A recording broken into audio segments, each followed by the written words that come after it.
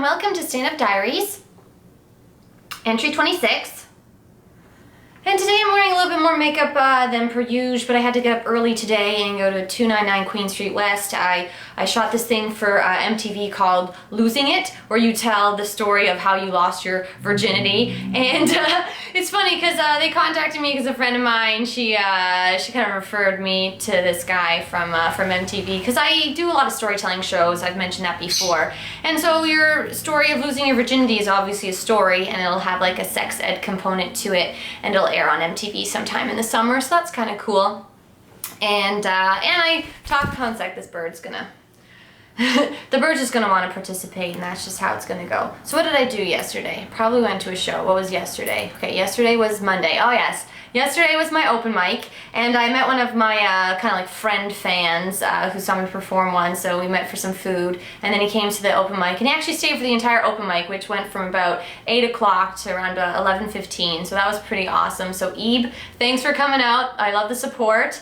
And you know, you're always kind of a bit nervous when you have a room. Like yesterday was really, really cold, and at first when I got there around 7:45, there was only a handful of people at first, and I was like, oh no, there's not that many people, like what's gonna happen to the show? So what I did was I just gave everyone a little bit more time. I let everyone do around 7 minutes instead, and then, you know, people slowly started to trickle in, and then it got actually really busy. So sometimes you just have to adjust your original game plan to make things work. Yeah, it's like troubleshooting, right? Like troubleshooting is just a skill that you learn. So, you know, when things kind of are a little bit different than you expect, you just adjust, and then that way your show continues on, and then the people who come a little bit later, the show's still going on and it doesn't end before they get there. So yeah, that's just one thing that you can do if you're running an open mic and there's not as many people at the beginning. And you can also push back the start time a little bit too until people trickle in, so that's another little trick.